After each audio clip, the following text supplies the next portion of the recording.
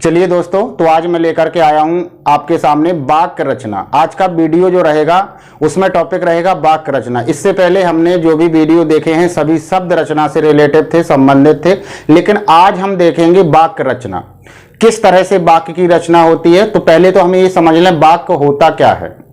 वाक्य होता क्या है, वाक्य किसे कहते हैं। जिस तरह से शब्द वर्ण या अक्षर से मिलकर के बनता है, इसी तरह से जो वाक्य होता है वह किससे मिलकर के बनेगा, शब्दों से मिलकर बनेगा। किससे मिलकर बनेगा, शब्दों से मिलकर। चलिए परिभाषा देख लेते हैं हम कि वाक्य कहते किसे हैं। देखिए, सार्थक शब्दों का व्यवस्थित समूह। जो सार्थक शब्द, सार्थक निरर्थक मैंने कल पढ़ाया पिछले वीडियो में, तो सार्थक शब्दों का जो समूह होता है वो कैसा, व्यवस्थित समूह, जिससे एक निश्चित अर्थ प्रकट हो। क्या हो, एक निश्चित या अपेक्षित अर्थ प्रकट होता है, उसे हम क्या कहते हैं, वाक्य कहते हैं। चलिए, तो मैंने लिखा है सार्थक शब्दों का व्यवस्थित समूह जिससे अपेक्षित, कैसा, अपेक्षित अर्थ आना चाहिए, एक अर्थ प्रकट होता है, उसे हम क्या कहते हैं, वाक्य कहते हैं। अब देखिए, वाक्य के दो अंग होते हैं या भेद कह लीजिए। तो वाक्य के दो अंग क्या हैं, उद्देश्य और विधेय। क्या होते हैं, वाक्य के दो अंग कौन कौन से, एक आपका उद्देश्य और एक आपका विधेय। दो अंग होते हैं, एक उद्देश्य और एक विधेय। ठीक है, इतना क्लियर हो गया। वाक्य किसे कहते हैं, वाक्य का मतलब हो गया कि शब्दों के समूह को, सार्थक शब्दों के समूह को हम वाक्य कहते हैं, लेकिन उनका एक निश्चित अर्थ होना चाहिए। ठीक है, अब इसके अंग कितने हैं, दो अंग हैं। कौन कौन, उद्देश्य और विधेय। अब उद्देश्य क्या होता है, उद्देश्य होता है बेटा कि जिसके बारे में कुछ कहा जाए वाक्य में, वाक्य में जिसके बारे में कहा जाए उसे हम क्या कहते हैं, उद्देश्य कहते हैं। दूसरा है विधेय। विधेय से तात्पर्य होता है कि उद्देश्य के बारे में जो कुछ भी कहा गया, उद्देश्य के बारे में जो कुछ भी कहा गया उसे हम क्या कहते हैं, विधेय कहते हैं। चलिए उदाहरण से समझते हैं हम। देखिए, पहले मैंने लिखा उद्देश्य। उद्देश्य क्या है, उद्देश्य से तात्पर्य हो गया, जो पहला अंग है वाक्य का, उद्देश्य, जिसके बारे में कुछ बताया या कहा जाए वाक्य में। किसमें, वाक्य में जिसके बारे में कुछ बताया या कहा जाए उसे हम क्या कहते हैं, उद्देश्य कहते हैं। जैसे ममता खेलती है, क्या लिखा मैंने, ममता खेलती है। तो इस वाक्य में उद्देश्य क्या है, किसके बारे में कहा गया, कौन खेलती है, ममता। तो ये क्या हो गया आपका, इस वाक्य का उद्देश्य हो गया। क्योंकि उद्देश्य से तात्पर्य है कि जिसके बारे में जो कुछ कहा, जिसके बारे में कहा जाए, जिसके बारे में, किसके बारे में, खेलने की बारी, किसके बारे में बताया गया कि खेल रही है, किसके बारे में, ममता के बारे में। ठीक है, तो जैसे ममता खेल रही है, तो कौन खेल रही है, ममता। जिसके बारे में कुछ बताया जाए वाक्य में, इस वाक्य में किसके बारे में कहा गया, ममता के बारे में। ठीक है, अब विधेय देख लेंगे हम। विधेय से तात्पर्य है उद्देश्य के बारे में जो कुछ कहा जाए, जो हमारा उद्देश्य है, जिसके बारे में कहा जाए वह उद्देश्य हो गया, और उसके बारे में जो कहा जाए, यानी कि उद्देश्य के बारे में जो कुछ कहा जाता है वह क्या होता है, आपका विधेय होता है। कैसे, जैसे वाक्य मैंने दिया, पुनः वही वाक्य फिर से दे दिया, ममता खेलती है। क्या लिखा मैंने, ममता खेलती है। अभी तक कौन खेलती है, तो ममता, वो उद्देश्य निकल आया। अब ममता के बारे में क्या बताया गया, खेलती है। तो ये जो खेलती है, ये जो खेलती है, ये क्या हो गया, इस वाक्य का विधेय हो गया। क्या हो गया, इस वाक्य का विधेय हो गया ये। ठीक है, ये विधेय हो गया इस वाक्य का। और ये जो था ये आपका क्या होगा, तो इस वाक्य में उद्देश्य क्या है, उद्देश्य है ममता। ठीक है, और इस वाक्य में विधेय क्या है, विधेय, विधेय खेलती है। ठीक है, यानी जिसके बारे में कहा जाए वह होता उद्देश्य, और उद्देश्य के बारे में जो कुछ भी कहा जाता है वह होता है विधेय। ठीक है, चलिए आशा करता हूं कि समझ में आया होगा। इसके बारे में नेक्स्ट देखते हैं हम, वाक्य के भेद देखना है अब हमें। वाक्य के कितने भेद हैं, अभी देखे हमने वाक्य के अंग, अब देखना है वाक्य के कितने भेद हैं। तो वाक्य के लगभग 8 भेद हैं। कितने भेद हैं, 8 भेद। तो देखिए, पहला भेद जो मैंने दिया है, विधानवाचक वाक्य के यानी कि पहला है अर्थ के आधार पर। किसके आधार पर, अर्थ के आधार पर। देखिए, पहला भेद जो है अर्थ के आधार पर, क्या है, अर्थ के आधार पर। तो देखिए, पहला अर्थ के आधार पर जो है उसके भी भाग किए गए लगभग 8। कैसे? विधानवाचक वाक्य। पहला क्या होता है? विधानवाचक वाक्य। जिन वाक्यों में क्रिया का करना या होना पाया जाता है उसे हम क्या कहते हैं? विधानवाचक वाक्य कहते हैं। जिन वाक्यों में क्रिया का करना या होना पाया जाता है उन्हें हम क्या कहते हैं? विधानवाचक वाक्य कहते हैं। जैसे उदाहरण दिया मैंने दूध पिया, क्रिया का होना पाया जा रहा है, क्रिया दूध पिया, पी लिया ना, तो क्रिया का होना पाया जाए। विधानवाचक वाक्य वही है कि जिन वाक्यों में क्रिया के करने या होने का हमें जानकारी मिले, मालूम हो हमें, तो वह क्या होता है? विधानवाचक। दूसरा उदाहरण है, वर्षा हो रही है, क्रिया हो रहा, कार्य हो रहा कि नहीं हो रहा है? और जैसे मैंने दूध पिया, इसमें कार्य हुआ, वर्षा हो रही है इसमें हो रहा है, राधा पढ़ रही है, ये भी क्या है? विधानवाचक वाक्य ही है, क्योंकि इसमें भी क्रिया का होना पाया जा रहा है। इसके बाद नेक्स्ट चलेंगे निषेधवाचक वाक्य, यानी जैसे हम अंग्रेजी में कहते हैं निगेटिव, यानी कि हिंदी में बोलें तो नकारात्मक। निषेध का मतलब होता है जहां पर मना किया जाए। क्या किया जाए? मना किया जाए। कैसे? अब मना किया जाए, क्या मना किया जाए?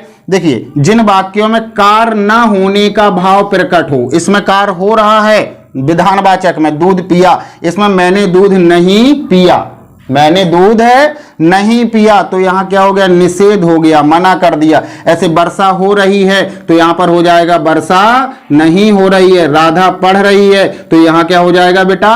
राधा नहीं पढ़ रही है। ठीक है। इसके बाद नेक्स्ट देखेंगे हम आज्ञावाचक। क्या देखेंगे हम? आज्ञावाचक। तो आज्ञावाचक में क्या होता है? आज्ञावाचक में होता है जिन वाक्यों से आज्ञा, उपदेश या आदेश देने का बोध हो। जिन वाक्यों में आदेशित किया जाए या उपदेश दिया जाए या फिर आज्ञा दी जाए, ये क्या होता है आपका? आज्ञावाचक। जैसे ममता तुम बैठकर पढ़ो, यहां पर बैठकर पढ़ो, आदेशित किया गया, आदेश दिया गया, उसे रोका टोका गया ना कि ऐसा करो वैसा करो, ये करो, इधर आओ। ठीक, ये सब आज्ञार्थक या फिर आज्ञावाचक वाक्य होते हैं। यानी कि जिन वाक्यों से आज्ञा, उपदेश या फिर आदेश, क्या क्या? आज्ञा, उपदेश या फिर आदेश का हमें बोध होता है, तो वह क्या होता है आपका? आज्ञावाचक। इसके बाद देखेंगे हम प्रश्नवाचक वाक्य। बेटा क्या देखेंगे? प्रश्नवाचक वाक्य। जिस वाक्य से प्रश्नात्मक भाव का बोध होता है, जिन वाक्यों से प्रश्नात्मक भाव का बोध होता है। प्रश्नात्मक भाव बेटा क्या होते हैं?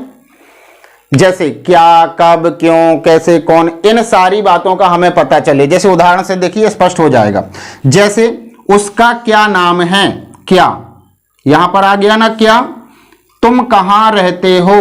कहां, तो ये क्या हो गया आपका? प्रश्नात्मक भाव हो गया, प्रश्न पूछा जा रहा है, तो ये हो गया आपका प्रश्नवाचक वाक्य। समझ में आया? तो अर्थ के आधार पर अभी हमने 4 वाक्य देखे हैं। चलिए इसे एक बार आप स्क्रीनशॉट ले लीजिएगा और उसके बाद पुनः अगले जो 4 भेद और बचे हैं अर्थ के आधार पर उसको देखते हैं। चलिए, तो आपने स्क्रीनशॉट ले लिया होगा। अब देखेंगे हम वाक्य रचना का जो 8 प्रकार हम पढ़ रहे हैं उसमें से 5वां प्रकार क्या है? 5वां वाक्य होता है इच्छावाचक वाक्य। क्या होता है? इच्छावाचक वाक्य। देखिए, जिन वाक्यों से इच्छा जाहिर की जाए या आशीष यानी कि आशीर्वाद एवं शुभ कामनाएं प्रकट हो तो वो इच्छावाचक वाक्य। क्या क्या होना चाहिए? जिन वाक्यों से इच्छा जाहिर की जाए या आशीष यानी कि आशीर्वाद या फिर शुभकामना आदि का हमें बोध होता है यानी कि ज्ञान होता है, उसे हम क्या कहते हैं बेटा? इच्छावाचक वाक्य कहते हैं। जैसे आज तो बस मैं फल खाऊंगा, इसमें इच्छा दर्शाई गई ना कि मेरे मन की इच्छा क्या? आज तो मैं केवल फल खाऊंगा, या आज तो मैं केवल चावल ही चावल खाऊंगा। ठीक है, या आज तो मैं केवल नमकीन चावल खाऊंगा। ठीक है, ये याद रखना, जिसमें इच्छा, आशीष या फिर शुभकामना। ठीक है, तो इच्छा बात समझ में आई ना? अपने मन की इच्छा क्या होती है? जैसे आज तो मैं केवल मीठे चावल ही खाऊंगा, या आज तो मैं केवल तीखे चावल ही बनाऊंगा या बनाऊंगी। ठीक है, ये हो गया आपका इच्छा।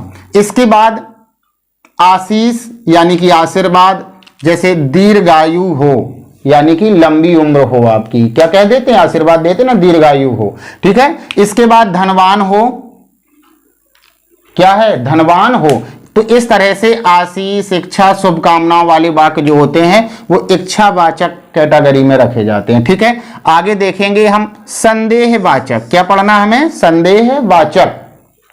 संदेहवाचक क्या होता है कि जिन वाक्यों में संदेह या संभावना हो, क्या हो? जिन वाक्यों में संदेह हो बेटा या संभावना। संदेह कैसे होता है? जैसे शायद शाम को वर्षा हो जाए। शायद पता नहीं है, मालूम नहीं है हमको बेटा, लेकिन हम क्या कह रहे हैं? शायद हो जाए, तो संभावना है ना, क्या है? संदेह है हमें। ठीक है, तो शायद शाम को, कब? क्योंकि आगे की बात है, तो आगे की बात भविष्य की बात है, तो कल्पना की जा रही है, यानी कह सकते हैं संदेह हमें कि मौसम देखा हमने तो क्या कह देते हैं? शायद शाम को वर्षा होने लगे या शायद शाम को वर्षा हो जाए, तो ये संदेह हो गया। इसके बाद जैसे अगला वाक्य मैंने दिया है, शिवम मुझे भूल चुका है। क्लियर नहीं है, संदेह है कि हो सकता मुझे भूल गया है। ठीक है, इसके बाद देखेंगे विस्मयवाचक, यानी विस्मयवाचक क्या होता है? जिन वाक्यों से आश्चर्य है, घृणा है, ठीक है, और क्रोध है, शोक है। तो आश्चर्य, घृणा, क्रोध और शोक, जिन वाक्यों से आश्चर्य, घृणा, क्रोध, शोक आदि भावों की अभिव्यक्ति होती है, यानी कि अभिव्यक्ति जो है होती है, तो उसे हम क्या कहते हैं? विस्मयवाचक। क्या कहते हैं? विस्मय, यानी जहां पर शोक, घृणा, क्रोध और आपका हो गया शोक, आश्चर्य, घृणा, क्रोध, ये चार बातें अगर आपके सामने आए तो यहां पर विस्मयवाचक वाक्य होता है। क्या क्या होना चाहिए? आश्चर्य, घृणा, क्रोध और शोक। इन बातों का हमें जिन वाक्यों में पता पड़े तो उसे हम क्या कहते हैं? विस्मयवाचक। जैसे वाह कितना सुंदर दृश्य है ना, आहा आज मौसम बड़ा सुहावना है, आहा। ठीक है, वाह, ये शब्द मैंने आपको पढ़ा दिए हैं। तो वाह कितना सुंदर दृश्य है, वाह, तो यहां पर क्या है आपका? आश्चर्य, घृणा, क्रोध या शोक। तो आश्चर्य की बात है कि वाह कितना सुंदर दृश्य है। ठीक है, जैसे अब शोक कब होता है? उन्होंने कहा हा राम, हे राम, ऐसा हो गया। ठीक है, घृणा क्या करते? घृणा वाले कुछ शब्द होते हैं, छी। ठीक है, ऐसे। इसके बाद देखेंगे हम संकेतवाचक। अंतिम जो बंटवारा है इसका संकेतवाचक। देखिए बेटा, जिन वाक्यों में संकेत यानी शर्त का बोध हो, जिन वाक्यों में संकेत या जिसे हम शर्त कहते हैं उसका बोध हो, यानी कह सकते हैं एक वाक्य का होना, एक वाक्य का होना, यानी कह सकते हैं कि एक वाक्य का होना दूसरी क्रिया पर आधारित हो, दूसरे वाक्य की क्रिया पर आधारित हो। कहने का तात्पर्य सीधा सीधा समझे रखिएगा, अगर एक वाक्य संभव नहीं होगा बेटा, जो एक वाक्य है यदि वह संभव नहीं होगा तो दूसरा वाक्य भी उसके बगैर अधूरा है, वह भी संपन्न नहीं होगा, पूरा नहीं होगा। उसी को हम कहते हैं आपका संकेतवाचक। जैसे देखिए क्या लिखा है, जिन वाक्यों में संकेत यानी शर्त का बोध होता है, यानी एक क्रिया का होना दूसरी क्रिया पर निर्भर होता है। जैसे एक क्रिया होगी तभी दूसरी होगी, तो वह होता है संकेतवाचक वाक्य। कैसे? जैसे अगर वर्षा होगी तो फसल भी अच्छी होगी या फसल होगी।